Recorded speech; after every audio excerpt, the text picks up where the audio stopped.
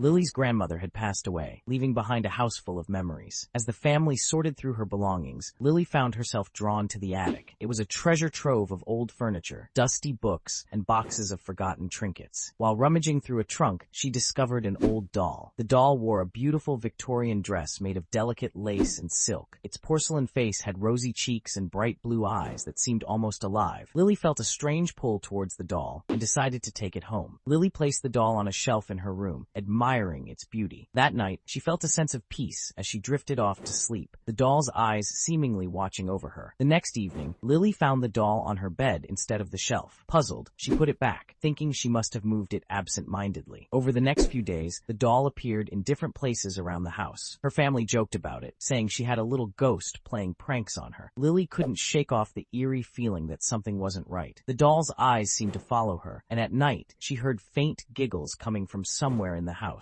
She tried to ignore it, convincing herself it was just her imagination. One night, Lily was awoken by the sound of soft giggles. She sat up in bed, her heart pounding. The room was dark, with only the moonlight casting shadows on the walls. She saw the doll on her bedside table, its blue eyes gleaming in the moonlight. "Lily, let's play," a soft voice whispered. Lily's blood ran cold. She tried to convince herself it was just a dream, but the voice sounded real. She grabbed the doll and threw it into the attic, locking the door behind her. The next morning, Lily went to the attic to check on the doll, but it was gone. Panicking, she searched the house, but couldn't find it. When she returned to her room, the doll was on her bed, its eyes fixed on her. Lily told her parents about the strange occurrences. They listened patiently, but were skeptical. They suggested she get rid of the doll if it was causing her so much distress. Lily agreed and took the doll to a nearby antique shop, hoping to leave it behind for good. For a few days, everything seemed normal. Lily started to feel at ease again, but one evening, as she was preparing for bed, she found the doll on her bed again, its eyes gleaming eerily. Desperate, Lily confided in her best friend, Mia. Mia was intrigued and suggested they investigate the doll's history. They found out that the doll was over 100 years old and had belonged to a girl named Emily. Emily had died tragically, and strange occurrences had been reported by the doll's owners ever since. Determined to end the haunting, Lily and Mia visited an old historian who specialized in paranormal artifacts. He told them the doll was likely a vessel for Emily's spirit, and that the only way to free the spirit was to perform a ritual. They gathered the necessary items for the ritual: candles, sage, and a photograph of Emily. That night, in the attic, they set up a circle of candles around the doll and began the ritual, chanting words of release and peace. As they chanted, the room grew colder, and the candles flickered. The doll's eyes glowed brighter, and a cold wind swept through the attic. The giggles returned, louder and more menacing. But Lily and Mia kept chanting. Suddenly, the doll's eyes dimmed, and a soft light emerged from it, taking the form of a young girl. "Thank you," Emily whispered before fading away. The room warmed up, and the candles burned steadily. The doll now looked lifeless. They buried the doll in a nearby cemetery, hoping to lay Emily's spirit to rest. From that day on, Lily never experienced any strange occurrences again. The house felt lighter, and she finally felt at peace. She kept a small photograph of Emily on her dresser, a reminder of the little girl who had finally found her rest.